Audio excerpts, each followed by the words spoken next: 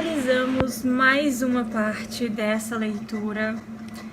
O Purgatório foi um negócio assim que me deixou meio dividida, vou confessar. Eu ainda não sei se eu gostei 100% ou se eu não gostei 100%. Provavelmente nenhum dos dois 100%, mas tiveram sim partes que eu gostei e partes que eu não gostei. E o Inferno me fez criar muitas expectativas, sim, sobre o que eu leria no Purgatório. Mas eu achei que o Purgatório foi bem parecido com o Inferno.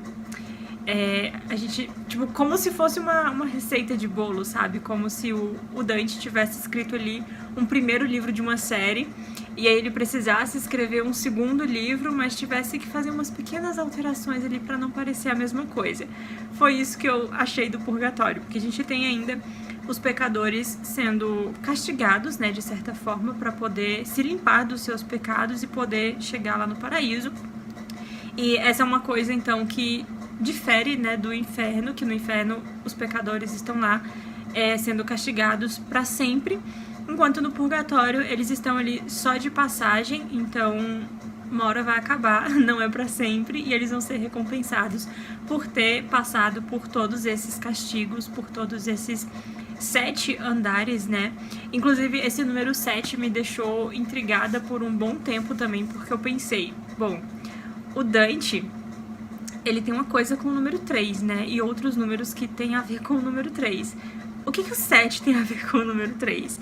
Daí, na conversa ontem com a Stephanie, que a gente, né, se encontrou ali, se reuniu para poder falar sobre a leitura do Purgatório, me veio na cabeça que não são só 7, né? Tem os 7 terraços, mas a gente tem o antipurgatório e a gente tem o paraíso terrestre.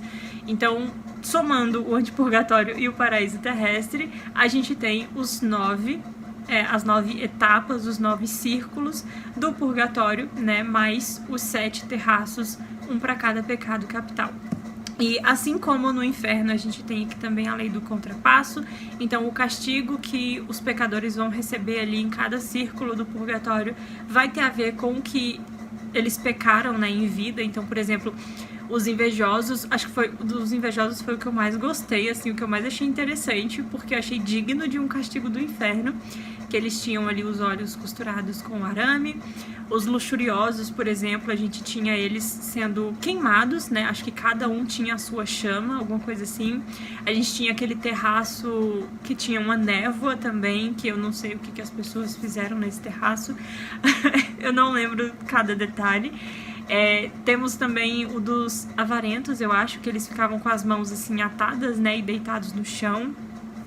Muitos castigos, assim, bem diferentes do Inferno. Então o Dante, eu acho que ele foi bem criativo, conseguiu trazer umas coisas diferentes aí, porque só no Inferno acho que já tinha gastado 80% da criatividade dele, e agora no Purgatório ele ainda teve que inventar mais coisa para castigar esse povo.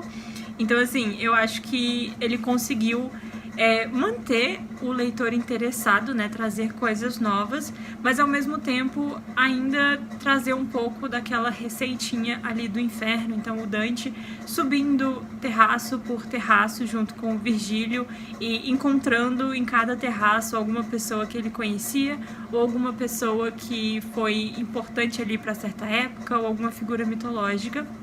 E uma coisa que eu gostei muito é que em determinado ponto ali da subida deles, eles encontram um outro poeta que é muito fã do Virgílio, tipo, chega a beijar os pés do Virgílio, e esse terceiro integrante aí do grupo deles vai seguir eles até o final. E eu achei bem legal essa adição, porque já tava meio cansativo, né? Só o Dante e o Virgílio aí pelos 9 círculos do Inferno, 7 círculos do Purgatório, e assim, tinha que dar uma mudada aí, né? Então esse terceiro personagem eu acho que veio numa hora muito boa.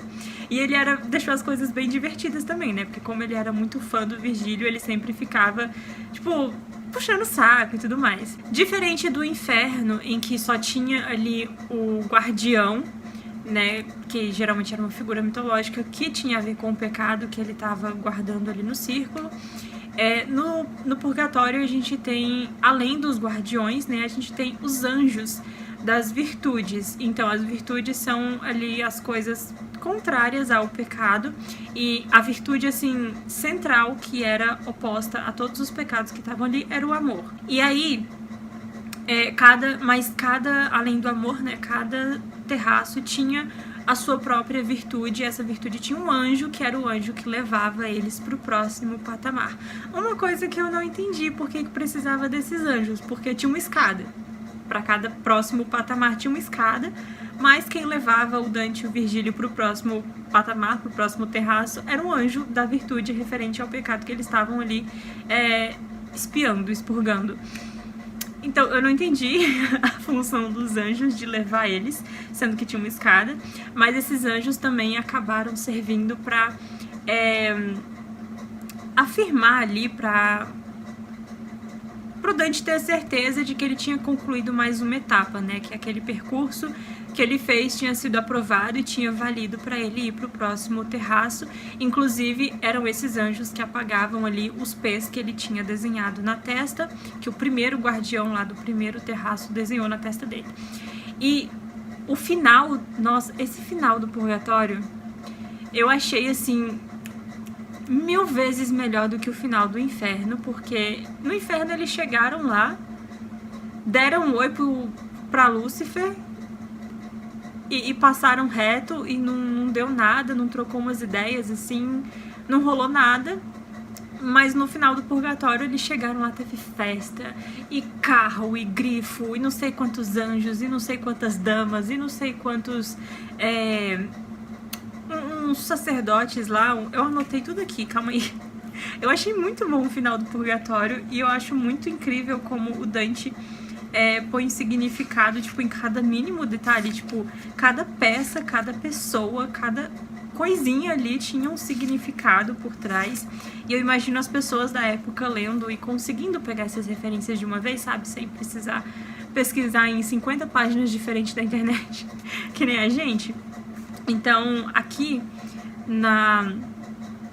nessa festa que teve quando Dante chegou lá no final, no topo, a gente tem um pássaro que aparece, que representa a águia de Roma, então que era um símbolo do Império Romano, né, e a investida contra a lei divina, e representa também a perseguição contra os cristãos no período de 64 a 314 depois de Cristo. Aí a gente tem também a figura de uma raposa que representa as heresias sofridas pela igreja primitiva, e essa raposa, ela entra ali em busca de um bom pasto, né, área verde e tudo mais.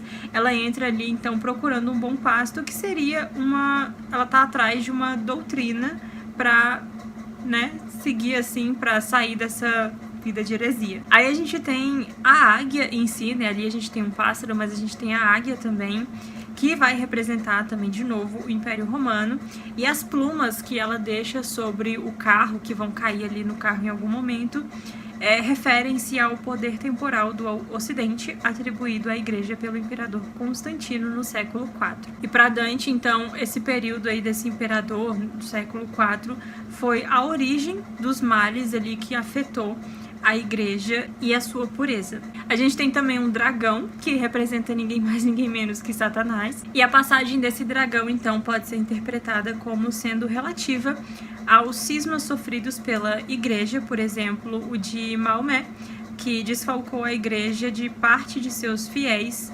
E isso é ilustrado, então, pelo dragão, que leva uma parte do carro. O carro em si, eu não sei se eu falei, mas o carro que aparece ali sendo puxado pelo grifo representa a igreja. O grifo em si representa Jesus Cristo, que a gente tem ali, que é uma parte humana e uma parte animal. Então tem essa representação também. Eu não sei se... Eu anotei isso aqui em algum lugar. Enfim... Aí a gente tem o que sobrou do carro, né, que uma parte foi levada pelo dragão. Então, o que sobrou do carro representa a igreja, que cresce em riqueza e poder mediante outras doações. No caso, essas doações, eu acredito que seriam as penas da águia que caíram lá também. E além do Constantino, que reforça o aspecto terreno lá em detrimento do lado espiritual. Aí a gente tem as 7 cabeças. Onde tem 7 cabeças? Tem um bicho aqui que tem 7 cabeças, que eu acho que é o que aparece junto com o gigante e a prostituta lá, que aparecem também juntos, escondidos ali no escuro da floresta. E aí esse bicho de 7 cabeças, então, representa os 7 pecados capitais. E ele tem 2 chifres, né? Uma dessas cabeças tem 2 chifres, que são os pecados mais graves. Aí, no caso dessa prostituta e do gigante que eu falei, a gente tem a prostituta representando a igreja, que foi corrompida, então, na época de Dante, e o gigante, que seria o aliado político do papado. O Dante critica muito essa coisa da mudança e da influência política que a igreja sofria na época dele, né? Tipo, os papas sendo comprados por líderes militares pra coisar uma fé falsa ali de que venceriam a batalha, sendo que ele foi comprado pelo não sei o que militar de um outro lado lá que vai entregar o povo da própria cidade dele. Mó rolê, assim, um monte de gente sendo comprada. E aí esse gigante, então, como a prostituta representa a igreja, o gigante, ele é esse amante francês, que seria, né, algum político aí que comprou essa igreja e que seria, inclusive, uma ilustração de fatos ocorridos historicamente, especialmente a derrota do Papa na Batalha de Anagni. Tem umas batalhas muito específicas que são citadas aqui também, que eu fico tipo, não faz diferença, mas é interessante saber. E então esse gigante, ele representa uma pessoa específica, que aqui parece que é o rei da França, o Felipe o Belo. Aí a gente tem umas mulheres dançando lá, tem umas 4 lá que são as virtudes cardeais, aí tem umas outras 3 que são as virtudes teologais, eu acho. Aí tem um cara com um candelabro assim na cabeça com 7 pontas, que eu não sei o que cada ponta é, eu esqueci. Tem também uns 24 homens lá, tipo, andando assim de duplinha, sabe, em fila, que também representa um monte de coisa. Cara, é muito, assim, incrível como o Dante traz detalhes e significados pra cada coisinha acontecendo. Ainda mais nessa etapa assim, de conclusão, né, da jornada ali pelo purgatório, que é uma parte muito importante pro Dante conseguir chegar na última parte. Então, inclusive, não só ele recebeu essa festa de despedida, como esse terceiro integrante que chegou ali para fazer parte do grupinho deles.